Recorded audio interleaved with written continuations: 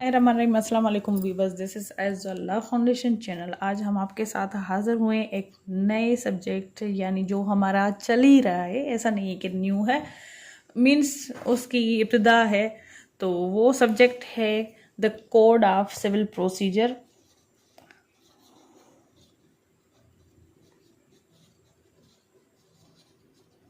और जिसमें हम उसका जो है सब सेक्शन 10 पढ़ रहे हैं, सेक्शन 2 का। सेक्शन 2 को हम कंटिन्यू कर रहे हैं, ठीक है। उसका सबसेक्शन 10 पढ़ रहे हैं क्योंकि हम इसके 9 सबसेक्शन तक कवर कर चुके हैं, जो कि है जजमेंट। अब 10 सबसेक्शन है, वो कहता है judgement debtor. Who is judgement debtor? Means any person against whom a decree has been passed or an order capable to execution had been made। ठीक है। जजमेंट डेटर वो होता है पर्सन जिसके अगेंस्ट डिक्री आई है और वो डिक्री पास हुई है, या फिर ऐसा कोई ऑर्डर जिसके ऊपर अमल करवाया जाए डिक्री का, ठीक है, वो बंदा है जजमेंट डेटर। ठीक है। जैसे डिक्री होल्डर था जिसके फेवर में डिक्री आई, वैसे ही जजमेंट डेटर है जिसके अगेंस्ट जजमेंट आई है। ठीक है। यानी डिक्री ना उसके फेवर में है, इवन वो जो जजमेंट है वो भी उसके अगेंस्ट आई है कि इसको जो है ये डिक्री पास हुई है, आपके अगेंस्ट है, और एक ऑर्डर भी पास हुआ है, यानी कोई भी ऑर्डर पास हुआ है जिसकी एग्जीक्यूशन भी हो सकती है, वो है बंदा judgement debtor. Now class subsection 11 legal representative. A person who in law represents the assets of deceased person.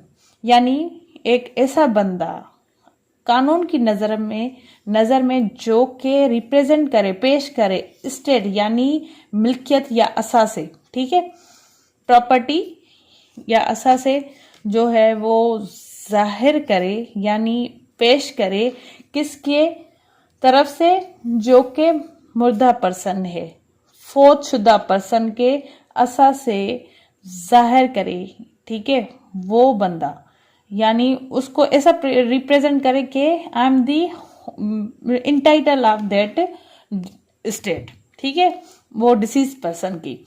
And includes any person who intermeddles with the state of the disease and where a party sues or is sued in a representative character, a person on whom the state devolves on the death of party so suing are sued. या वो ऐसा भी बंदा हो सकता है जो कि वो असासे हैं डिसीज पर्सन के, उनको एज अ पार्टी रिप्रेजेंट कर रहा है, तो तब उस दूसरी पार्टी से उसको सू भी किया जा सकता है, यानी उसके ऊपर कोई सिविल केस भी दाखिल हो सकता है, या फिर वो जो है ना खुद भी किसी दूसरे के ऊपर अपनी प्रॉपर्टी को लेके सू कर सकता है। ठीक है। यानी सूड भी हो सकता है, सूज भी कह सकते हैं, यानी खुद केस कर भी सकता है एज अ लीगल रिप्रेजेंटेटिव, और इसके ऊपर भी कोई सूट दाखिल हो सकता है अगर डिसीज पर्सन है, उसके मींस उसकी प्रॉपर्टी इसके पास है तो सही है। और वो ऐसा पेश कर रहा है कि वो रिप्रेजेंटेटिव है उस प्रॉपर्टी का, उस स्टेट का, ठीक है, किसी केस में, या फिर जो उसके ऊपर केस हुआ है, या फिर ये किसी के ऊपर केस करने वाला है एज अ रिप्रेजेंटेटिव कैरेक्टर। तो उस पर्सन के लिए जो वो प्रॉपर्टी है वो उसको मींस डिवोर्स वो उसको दी जा सकती है, यानी वो जो है ट्रांसफर हो सकती है कि जो बंदा मर गया है, पार्टी जो सू कर सकता था, यानी हो सकता है वो सू कर रहा हो या उसके ऊपर सूट दाखिल हो रहे हों।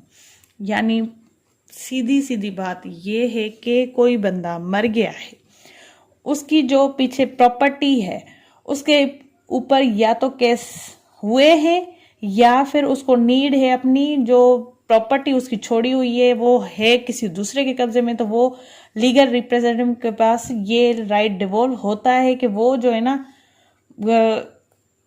केस कर सकता है, ठीक है, किसी दूसरे के ऊपर एज ए लीगल रिप्रेजेंटेटिव, ठीक है, फौजशुदा पर्सन के अलावा वो खुद जाके कर सकता है। ये है लीगल रिप्रेजेंटेटिव। यानी अगर एक केस चल रहा है, बाप है, ठीक है, वो अपनी प्रॉपर्टी के लिए किसी दूसरे बंदे पे केस कर रहा है, लेकिन इस बीच में उसकी मौत वाकई हो जाती है, तो उसका जो बेटा है ना वो उसका लीगल रिप्रेजेंटेटिव है, या फिर उस जो फोर्थ पर्सन है वो किसी दूसरे को ये राइट जो है ना देके गया है कि आप मेरे लीगल रिप्रेजेंटेटिव हो, अगर मुझे कुछ भी हो जाए तो मेरी ये प्रॉपर्टी का ये केस है, या फिर मैं किसी पे करने वाला हूं, या फिर मेरे ऊपर हुआ है, तो आप इसको फेस करेंगे।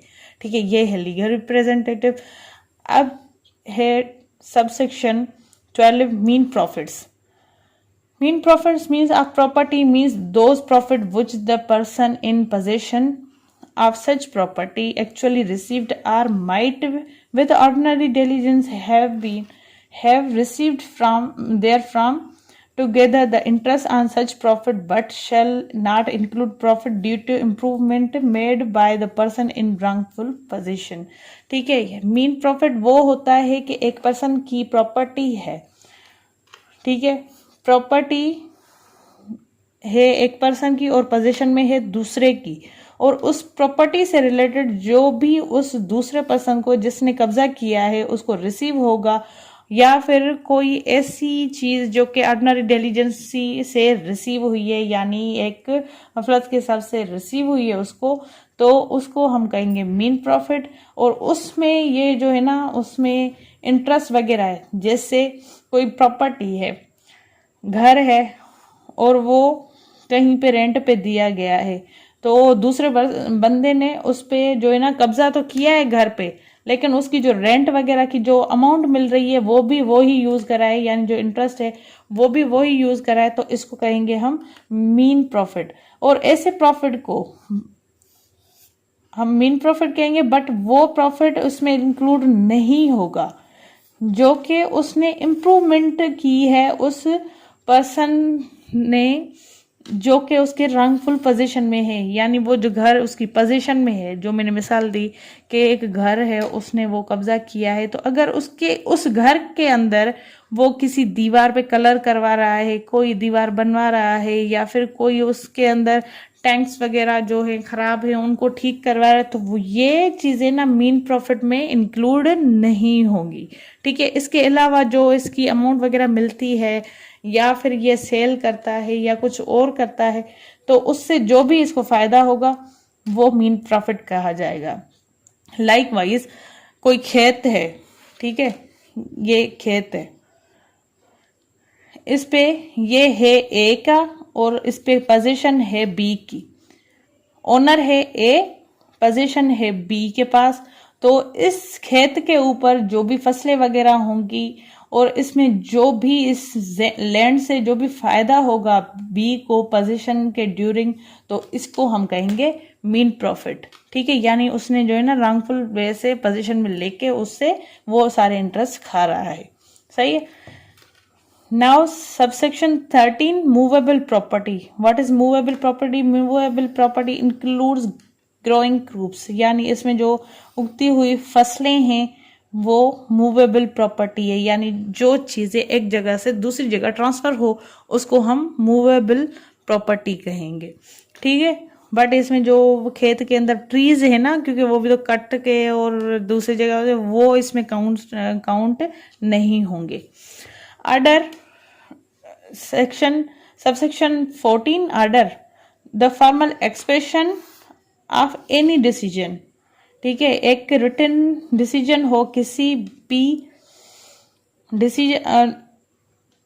डिसीजन के अंदर एक फॉर्मल एक्सप्रेशन यानी राइटिंग में कोई चीज हो किसके तरफ से, ऑफ अ सिविल कोर्ट, यानी सिविल कोर्ट का एक डिसीजन हो जो के राइटिंग में हो, which not a decree, but वो डिक्री ना हो। डिक्री में हमने क्या पढ़ा था? डिक्री में हमने पढ़ा था कि ये फॉर्मल एक्सप्रेशन होता है of an adjudication in a civil suit, और जिसमें कंक्लूसिवली प्रॉपर्टी पार्टीज के राइट डिक्लेयर हैं, और वो राइट्स जो हैं राइट वो डिटरमाइन है, और वो राइट जो कि मैटर इन एक ऐसा मैटर जो कि कंट्रोवर्सी में है सिविल सूट के अंदर, और वो डिक्री जो है चाहे वो प्रीलिमिनरी हो या फिर फाइनल हो, लेकिन ये जो आर्डर है वो फॉर्मल एक्सप्रेशन ऑफ डिसीजन तो है सिविल कोड का, बट ये डिक्री नहीं है, यानी जो डिक्री के एसेंशियल है वो इसमें नहीं आते। ठीक है, आर्डर ये है।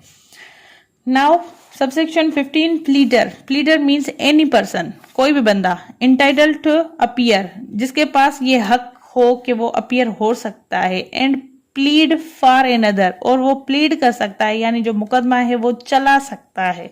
ठीक है, किसी दूसरे बंदे के ब्याह पे इन अ कोर्ट के अंदर, एंड इंक्लूड्स, और इसमें शामिल है एन एडवोकेट वकील, and an attorney of a high court, यानी इसमें वकील, एडवोकेट, वकील, और ये भी वकीली है, एडवोकेट भी वकीली, या फिर हाई कोर्ट का अटॉर्नी। ठीक है, वो है pleader in a civil suit.